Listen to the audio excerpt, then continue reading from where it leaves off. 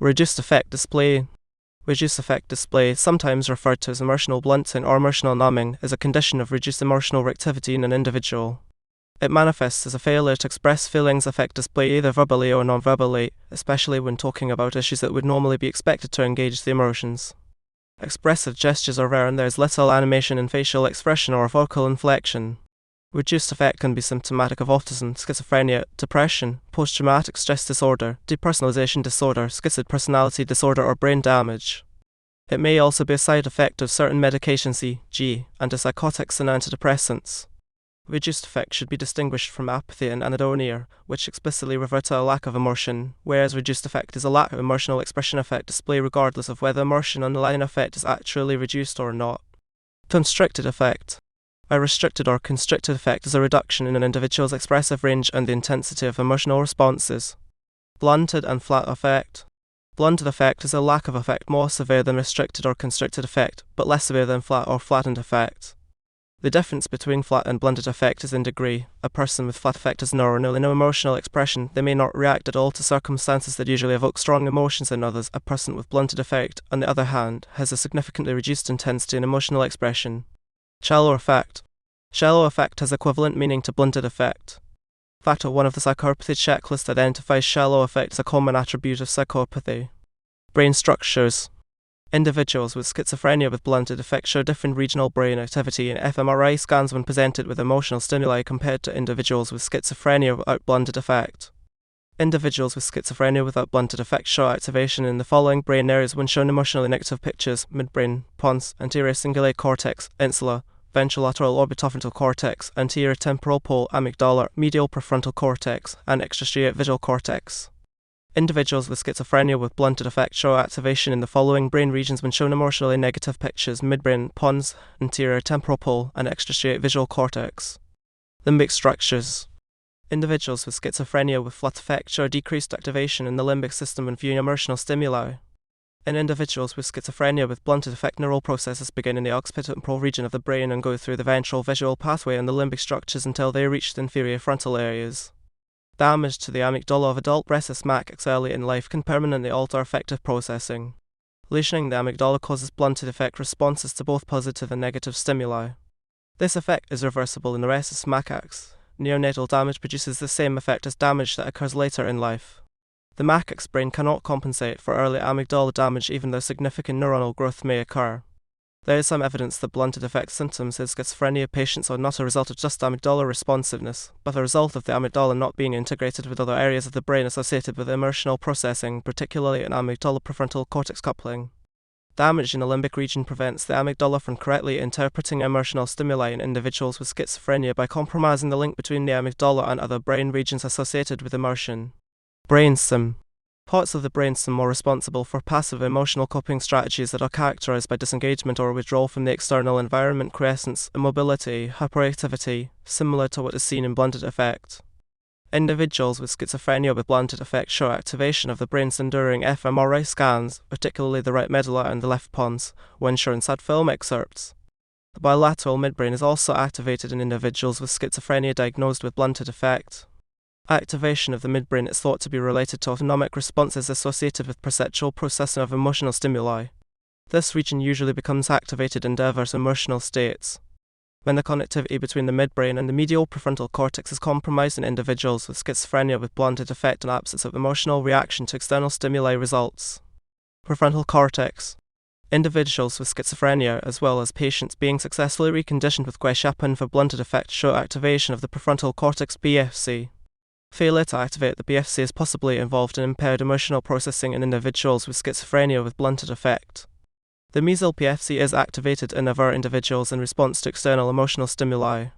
This structure possibly receives information from the limbic structures to regulate emotional experiences and behavior. Individuals being reconditioned with quetiapine who show reduced symptoms show activation in other areas of the PFC as well, including the right medial prefrontal gyrus and the left orbitofrontal gyrus. Anterior cingulate cortex.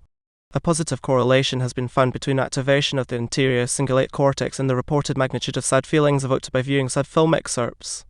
The rostral subdivision of this region is possibly involved in detecting emotional signals.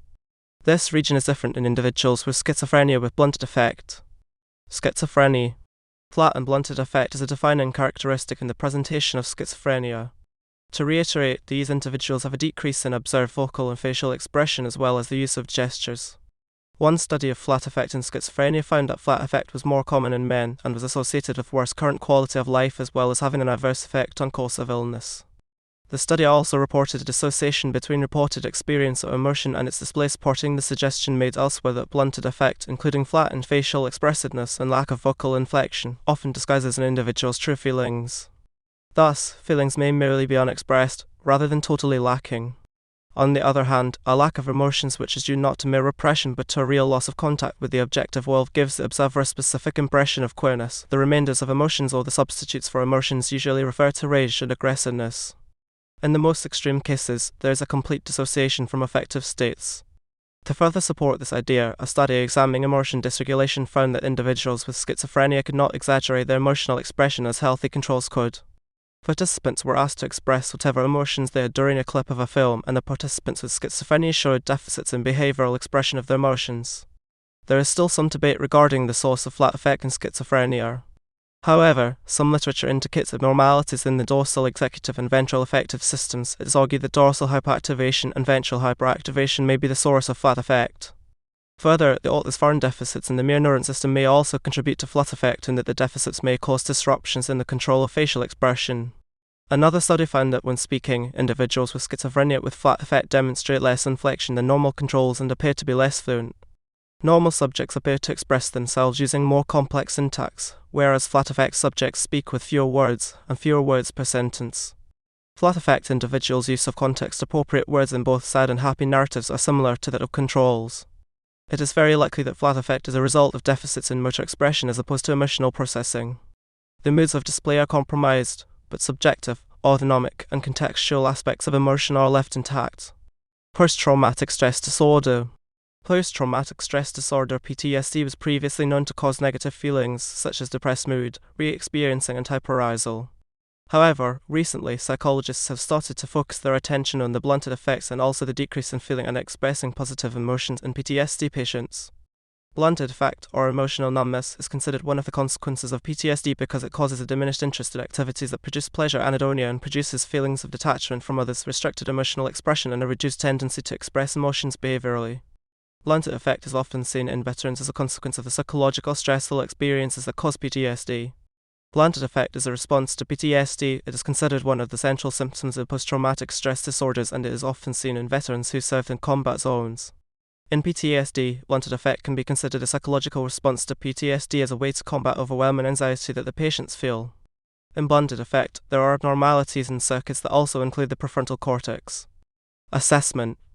In making assessments of mood and affect, the clinician is cautioned that it is important to keep in mind that demonstrative expression can be influenced by cultural differences, medication, or situational factors, while the layperson is warned to beware of applying the criterion lightly to friends, otherwise is likely to make false judgments in view of the prevalence of schizoid and psychothymic personalities in our normal population, and our tendency to psychological hypochondrioses.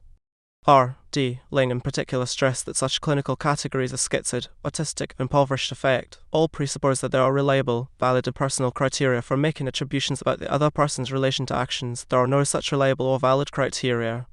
Differential diagnosis. Blunted affect is very similar to anhedonia, which is the decrease or cessation of all feelings of pleasure, which thus affects enjoyment, happiness, fun, interest, and satisfaction. In the case of anhedonia, emotions relating to pleasure will not be expressed as much or at all because they are literally not experienced or decreased. Both blunted affect and anhedonia are considered negative symptoms of schizophrenia, meaning that they are indicative of a lack of something. There are some other negative symptoms of schizophrenia which include avolition, illogia, and catatonic behavior. Closely related is alexithymia condition describing people who lack words for their feelings. They seem to lack feelings altogether, although this may actually be because of their inability to express emotion rather than from an absence of emotion altogether. Alexithymic patients, however, can provide clues via assessment presentation which may be indicative of emotional arousal. If the amygdala is severed from the rest of the brain, the result is a striking inability to gauge the emotional significance of events. This condition is sometimes called affective blindness. In some cases, blunted affect can feign, but there is no conclusive evidence of why this can occur.